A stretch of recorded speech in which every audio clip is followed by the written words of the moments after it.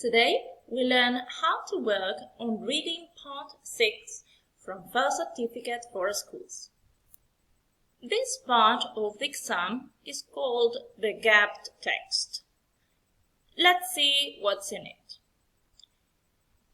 Part 6 consists of one text, for example, an extract from a magazine, from which 6 sentences have been removed and placed in jumbled order after the text, together with a 7th sentence which does not fit in any of the gaps.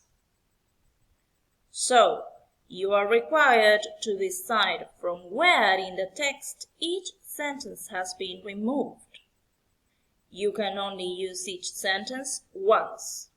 And there is one sentence that is extra, so you do not need to use it. This task, in general, tests understanding of how texts are structured. So, let's see the marking scheme. You have a total of 6 gaps, so this means 6 questions, which score a total of 12 marks in this part.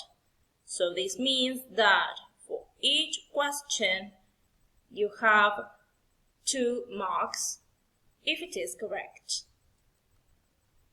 But what is it tested?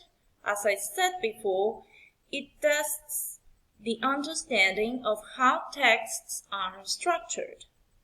Rather than concentrating on individual sentences, you need to be able to follow the development of ideas, opinions, and events through the text as a whole. That is the text structure. And you should also use your understanding of text coherence and cohesion devices. Let's see how can we solve this, how we can sort it out. Let's see some tips. Step 1. Read instructions. As usual, this is one of the most important things to do in every single part of the exam. So, reading part 6 is not the exception. Read the rubric very carefully because it gives you the context of the text and how you can work on it. After that, read the complete text quickly just to get a general idea of what it is about. Don't worry about the gaps. You just need to get the idea. After that, pay attention to the gaps, and especially to the information that is missing, and of course, the information that is before and after the gaps. So, those 2 sentences which are before and after the gap are essential to know which option to choose.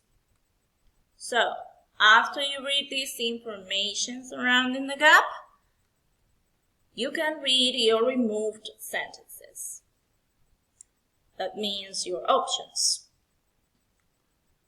Once you get your options read, pay attention to the links you can find, especially connected to the kind of information that is missing and some other words that help you match each of the sentences. Which leads me to step 5. Pay attention to transition words. As we said before, this part of the exam tests coherence and cohesion. So this means that you should know how the text is structured and that it follows a logical order, a logical sense or ideas. So you should pay attention to cause and effect, but also you should pay attention to transition words because they give the writing a smooth flow and they help you move from one point to the next. For example, they can show example, order of importance, chronological order, list and addition alternatives. So transition words in general are linking words. But we also have some other transition signals, which are words or phrases which have some relationship with the ideas in the text.